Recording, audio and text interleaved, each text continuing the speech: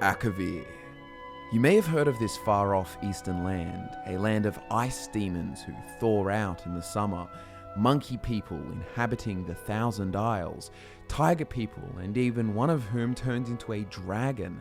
The vampiric snake people called the Sayesi, who supposedly ate all of the men, also inhabit the land, and at times have even ruled the empire of Tamriel as the potentates during the beginning of the Second Era. The Akaviri legacy on Tamriel is one of invasion. First, the invasion that the hero Riemann Cyrodiil would stop at Pale Pass, and in fact the Akaviri would kneel and proclaim him Dragonborn, leading to the creation of the Dragon Guard, and much later, the Blades.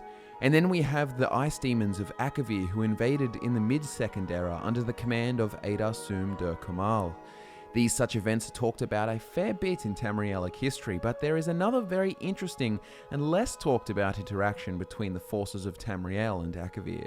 You may not know that an emperor of Tamriel in the Third Era actually mounted an invasion of Akavir, sailing across the seas and even creating 2 colonies on the eastern land. What is up, ladies and gentlemen? My name is Scott from FudgeMuppet, and today we are diving into the reign of Uriel Septim V and his ambitious invasion of Akavir in the year 288 of the Third Era. But first, we need some context. Who is Uriel Septim V, and why of all things did he choose to sail to Akavir and attempt to conquer the foreign eastern land? It's not even like Tamriel didn't have its own problems where those same resources and efforts could have been allocated to. Well, Uriel Septim V is the son of Sepphoris Septim II, who had a hard time with the Empire. You see, his father, Sepphoris, had to deal with a multitude of problems during his reign. Firstly, he had an intense rivalry with Andorak Septim, who, by the way, was not actually a Septim in the bloodline sense, but the son of Uriel Septim IV, who was made a Septim by his half-brother Cassander, who was an actual Septim. Anyways, having to entertain a 9-year war with Andorak Septim was a start to his reign, and then Sepphoris had to deal with the crazy invasion of the Cameron usurper, who took an army of undead and Daedra and cut a bloody swath through western Tamriel. And on top of all this, due to prior actions of emperors before him, the Elder Council had a ridiculous amount of power and leverage over the emperor. Opinion of the empire was at a pretty low point at this time, so when Uriel Septim V succeeded his father, one of his primary aims was to flip opinions, political and otherwise, about the empire. He wanted the empire to be a symbol for the people of Tamriel to get behind. He wanted to focus away from internal strife and instead bring the people together by having them share a common interest, a common goal, the glory of the empire. And that goal, ladies and gentlemen, was why Uriel Septim V went ahead to invade Akavir. But before he conquered Akavir, he would strategically conquer many of the islands surrounding Tamriel and in between Akavir and Tamriel to use as bases for resources and reinforcements. His first invasion was to the land of Roscrea in the year 271 of the Third Era, which took his forces roughly 4 years to conquer. His next stop was Cathnaque in the year 276, and after that the Isles of Inslay and Ezrionet in the years 279 and 284 respectively were conquered. So after finally defeating Prince Bashamon's forces in 284 on the Isle of Ezrionet, the prince surrendered the island along with the port city of Black Harbour to Uriel Septim.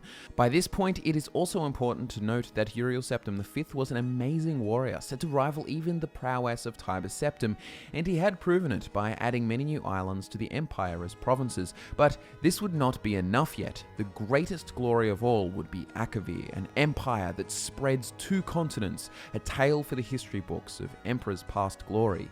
And this invasion into Akavir would make it into the history books, but likely not in the way that Uriel Septim V would have liked. The report by the Imperial Commission, called the Disaster at Ionith, would provide many of the details that we have today, and I will speak some of the most important passages from this book. Naval expeditions were dispatched in the years 285 and 286 to scout the sea lanes and coastlands of Akavir, and various Imperial intelligence agents, both magical and mundane, were employed to gather information. On the basis of all this information, the kingdom of the Sayesi in the southwest of Akavir was selected as the initial target for the invasion. By the year 288 of the Third Era, Uriel Septim V assembles the Far East Fleet, which was the largest imperial armada ever recorded in Tamrielic history, and he sets sail from Akavir from Black Harbour in Ezrionet on the 23rd of Rain's Hand. The 5th, 7th, 10th and 14th legions were selected for the initial landing, with the 9th and 17th legions to follow as reinforcements once the beachhead was secured. While this may seem to the layman as a relatively small fraction of the army's total manpower, it must be remembered that this expeditionary force would have to be maintained at the end of a long and tenuous supply line. In addition, the Emperor and the army command believed that the invasion would not be strongly opposed, at least at first.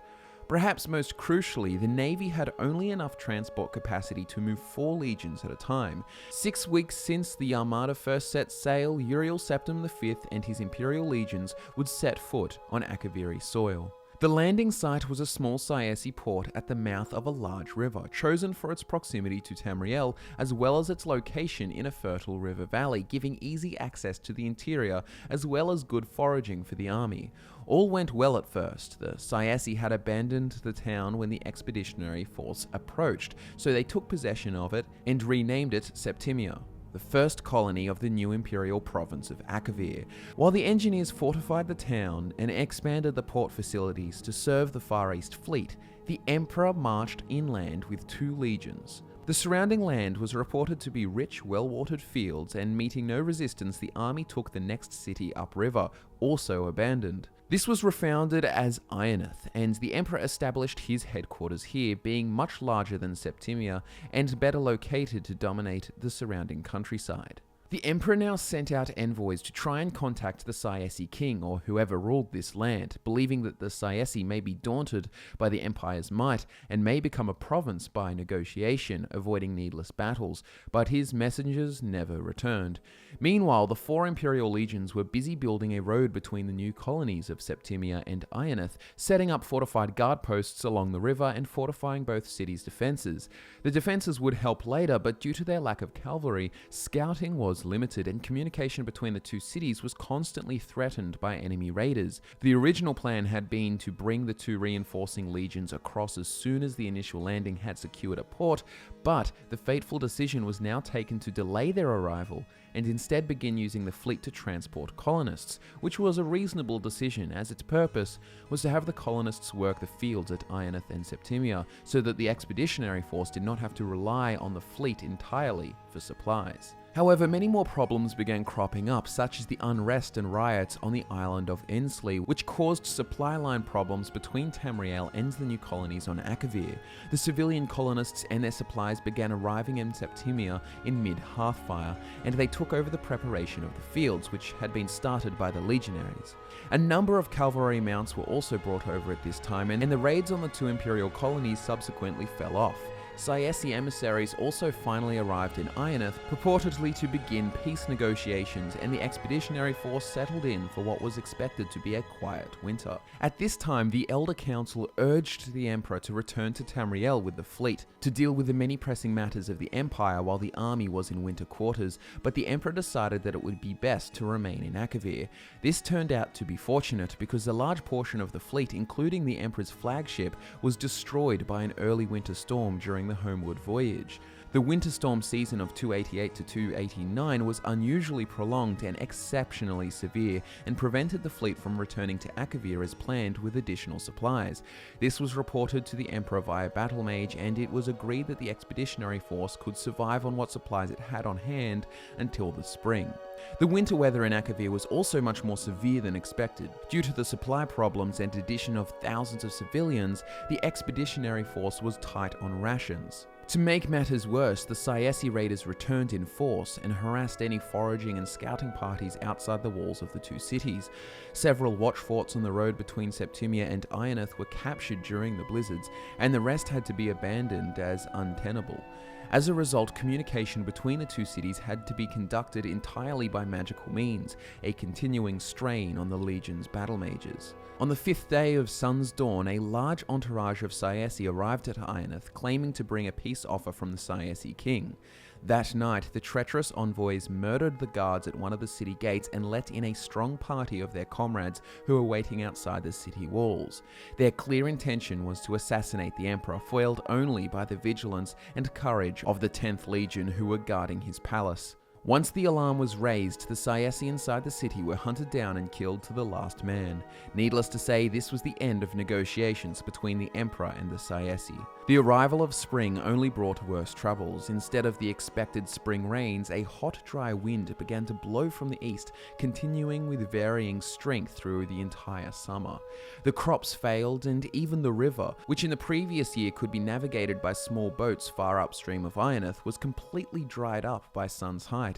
It is unknown if this was due to a previously unknown weather pattern unique to Akavir, or if the Sayesi manipulated the weather through magical means. Due to prolonged bad weather, the supply fleet was late in setting out from Black Harbour. It finally left port in early Second Seed, but was again severely mauled by storms and limped into Septimia 8 weeks later, much reduced. Because of the increasingly desperate supply situation in Akavir, the Emperor dispatched most of his battle mage corps with the fleet to assist it in weathering the storms which seemed likely to continue all summer. At this time, the council urged the Emperor to abandon the invasion and to return to Tamriel with the expeditionary force, but he again refused, noting that the fleet was no longer large enough to transport all 4 legions at once. From this point on, much less is known about what transpired in Akavir. With most of the battle mages assisting the fleet, communication between the expeditionary force and Tamriel was limited, especially as the situation in Akavir worsened and the remaining battle mages had their powers stretched to the limit, attending to all of the needs of the legions. However, it appears that the Sayesi may have also been actively interfering with the mages in some unknown matter. Some of the mages in Akavir reported their powers being abnormally weak, and the mages of the War College in Cyrodiil, who were handling communications for the council, reported problems linking up with their compatriots in Akavir, even between master and pupil of long training. What is known is that the Emperor marched out of Ionith in mid-sun's height, leaving only small garrisons to hold the cities. He had learned that the Sayesi were massing their forces on the other side of a mountain range to the north, and he intended to smash their army before it could gather full strength and capture their supplies, of which he was in desperate need. This rapid advance seems to have taken the Sayesi by surprise, and the expeditionary force crossed the mountains and fell on their camp, routing the Sayesi army and capturing its leader, a noble of some kind. But the Emperor was soon forced to retreat, and the legions suffered heavily on their retreat to Ionith. The Emperor now found himself besieged at Ionith, cut off from the small garrison at Septimia, which was also being besieged. By this time, it seems that the efforts of the few remaining battle mages were devoted entirely to creating water to keep the army alive, a skill not normally emphasized at the War College. The fleet had arrived safely back to Black Harbour thanks to the Battle Mage Corps, but all attempts to return to Akavir were frustrated by a series of ever more savage storms that battered Ezrionet through the rest of 289. The Council's last contact with the Emperor was in early Frostfall. By Evening Star, the Council was extremely worried about the situation in Akavir and ordered the fleet to sail regardless of the risk. Despite the continued storms, the fleet managed to press on to Akavir. Hope was raised when contact was made with the Emperor's battle mage, who reported that Ionith still held out. Plans were quickly laid for the expeditionary force to break out of Ionith and fall back on Septimia, where the fleet would meet them. This was the last direct contact with the expeditionary force. The fleet arrived in Septimia to find the garrison under savage assault from a large Sayesi army. The battle mages with the fleet threw back the enemy long enough for the survivors to embark and the fleet to withdraw. The few survivors of the expeditionary force who reached Septimia told how the Emperor had led the army out of Ionith by night 2 days earlier, successfully breaking through the enemy lines, but then being surrounded by overwhelming forces on the road to Septimia. They told of a heroic last stand by the Emperor and the 10th Legion, which allowed a remnant of the 14th to reach Septimia. 2 survivors of the 10th arrived in Septimia that night, having slipped through enemy lines during their undisciplined victory celebration. These men confirmed having seen the Emperor die, cut down by enemy arrows as he rallied the 10th's shield wall. And so ends the life of Uriel Septim V with a disaster at Ionith. A tragedy to be sure, and his death left his son, Uriel Septim VI, the Empire at only 5 years old. However, he would not be officially in control of the Empire until he was of age, with his mother having a restricted regency in the interim. Contact with the land of Akavir has since been scarce or non-existent since this invasion, and by the time of Skyrim in the 200th year of the 4th era, it has been well over 3 centuries since. Perhaps one day the Akaviri will mount an invasion in return, or perhaps they don't care and they will have all but forgotten about this failed invasion, or perhaps they have strife of their own to deal with. An interesting little anecdote is that the Sayesi did not appear to have any naval force as such, and the Far East fleet received no competition on the seas. So perhaps it was the ancient Akaviri men that made the ships, and since the Sayesi ate them all, as the legends say, they no longer build ships. Who knows? Anyways guys, thanks so much for watching. I hope you enjoyed the video and the tale of the disaster at Ionith.